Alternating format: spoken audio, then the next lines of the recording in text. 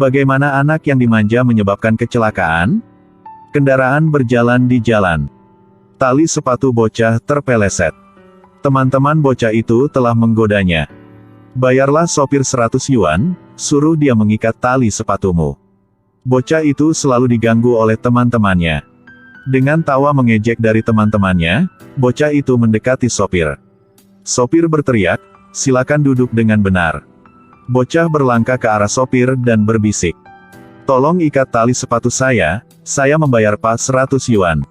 Sopir pura-pura tidak melihat.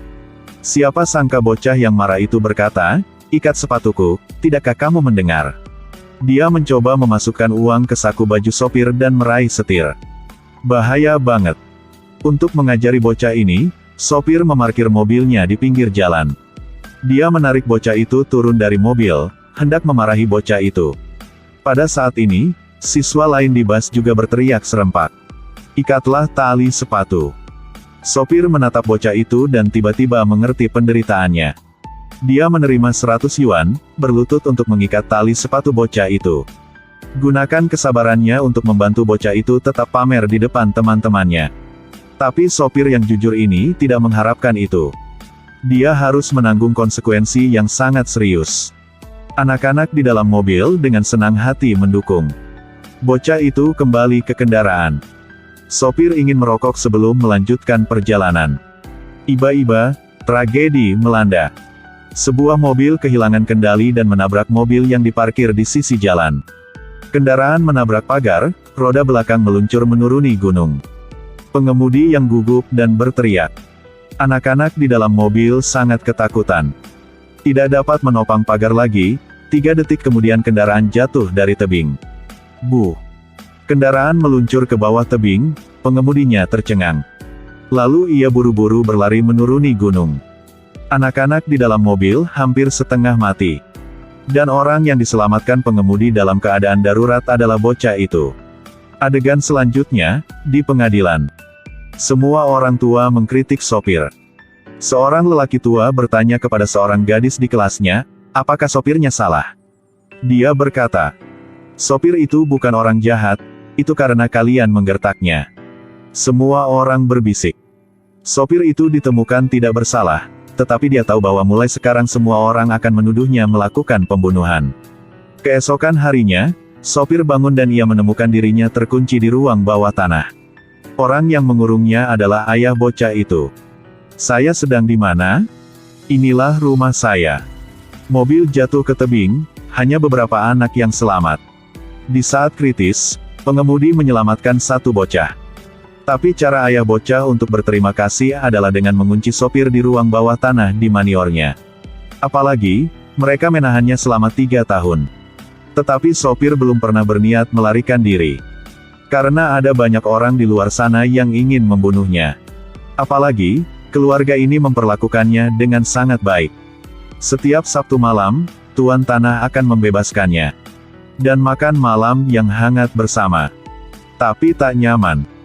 Karena sebelum makan, tuan rumah akan menanyakan pertanyaan penyiksaan mental. "Kamu masih tidak berniat untuk mengaku bersalah?" Saya berniat." Dia sangat terbiasa dengan hal ini. Selama 3 tahun sekarang, sang tahanan yang sebenarnya telah menjadi anggota keluarga ini. "Pak Wong, Bu Wong, terima kasih telah memperlakukan saya seperti anggota keluarga."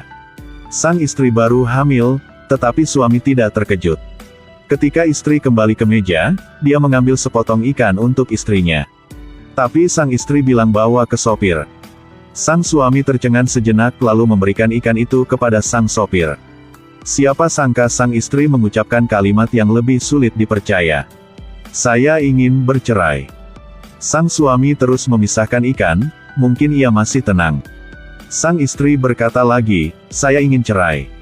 Suaminya mencoba tersenyum dan berkata, "Apa yang kamu bicarakan? Jika ikan ini dibiarkan dingin, itu akan menjadi amis." Sejak istri mengajukan permintaan cerai, keluarga yang menjadi tak normal. Yang pertama, sang ibu tahu bahwa anak itu takut gelap. Tapi sengaja membiarkan anak itu pergi ke ruang bawah tanah. Minta dia untuk masuk jauh ke dalam untuk mendapatkan barang-barang di rak untuknya. Bocah pemalu menatap sang ibu yang sedang menyalakan lampu untuknya. Dia pelan-pelan masuk ke dalam. Tepat ketika bocah itu mendekati rak, sang ibu tiba-tiba mengubah wajahnya dan dengan cepat meninggalkan ruang bawah tanah. Untungnya, sang ayah mendengar suara yang aneh. Dia buru-buru berlari ke sana untuk menyelamatkan putranya yang panik. Tapi jangan biarkan penampilannya membodohi Anda. Dia terlihat jinak dan imut, tapi dia benar-benar jahat. Dia berkata dengan ayahnya.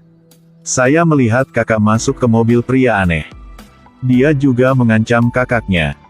Jika kakak berani mengkhianati keluarga ini, mengkhianati aku dan ayah, cobalah. Tentu saja, kakak perempuan itu juga tidak menyerah. Dia memikirkan cara untuk melawan. Orang-orang yang dia bunuh, bukan begitu maksudmu. Kalian semua pengganggu sudah mati. Aku pikir kamu terlalu bahagia, kan? Kau bicara omong kosong. Bukan. Bocah ini berkata sopir melakukan pembunuhan. Dia jatuh ke tanah. Kakak perempuan itu tidak mau membantunya. Dalam situasi ini, apakah Anda yakin Anda berdua adalah saudara kandung? Tapi mungkin orang yang paling aneh di keluarga ini adalah kakak perempuan. Sang ayah berkata bahwa ada seorang pembunuh di ruang bawah tanah. Tapi sang kakak masih tenang. Sebaliknya, hal itu membangkitkan mentalitas pemberontak, pergi menemui sopir setiap hari. Sang kakak suka menggambar.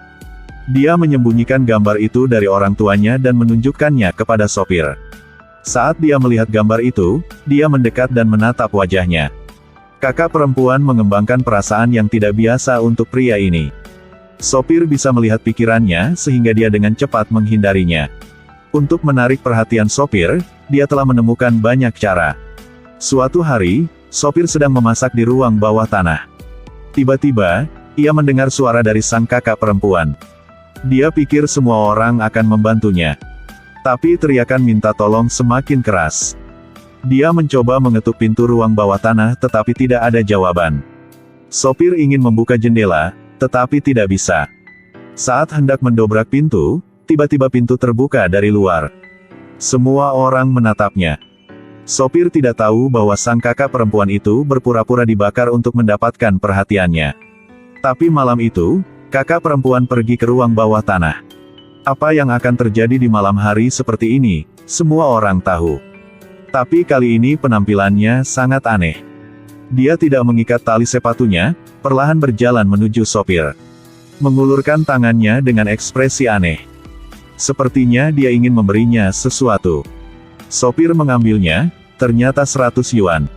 Sekaligus, kakak perempuan itu mengucapkan kalimat yang familiar. Bantu aku mengikat tali sepatu. Kalimat ini adalah penyebab tragedi 3 tahun yang lalu. Saya akan membayar 100 yuan, saya mau Anda akan mengikat tali untuk saya. Sopir sangat panik. Bagaimana kabarmu, Cudong? Untungnya, sang adik muncul tepat waktu. Dan mencegah kakaknya. Dia berjalan sambil tidur, biarkan aku membawanya pulang. Sopir itu melihat ada yang tidak beres, dia langsung berlari ke arah bocah. Tapi dia tidak mengatakan apapun, baru saja mengembalikan 100 yuan. Akhirnya, suatu hari, sang kakak bertemu sopir menceritakan rencananya. Menurutmu kita harus pergi dari sini. Kamu harus tahu kamu memiliki keluarga seperti ini. Maksudnya sangat bahagia. Video ini adalah film mendatang, Home Sweet Home. Apa kecelakaan 3 tahun yang lalu? Rahasia apa yang disembunyikan keluarga bahagia 4 orang ini? Sang kakak berkata. Keluarga si sangat aneh. Tapi siapa iblis itu masih belum diketahui. Iblis yang sang kakak berkata. Apakah itulah sang ayah? Atau sang ibu? Atau bocah? Adapun sopir yang ditahan, apakah dia seorang pembunuh? Atau hanya bawahan orang lain? Saya telah membaca novel ini. Ini pada dasarnya dianggap sebagai film paling menegangkan tahun ini. Melalui video ini saya dapat memberikan 2 petunjuk. Selain orang-orang di keluarga aneh ini, ada 2 karakter penting. Salah satu karakternya adalah gadis kecil bernama Lolo. Karakter lain muncul dalam sekejap mata.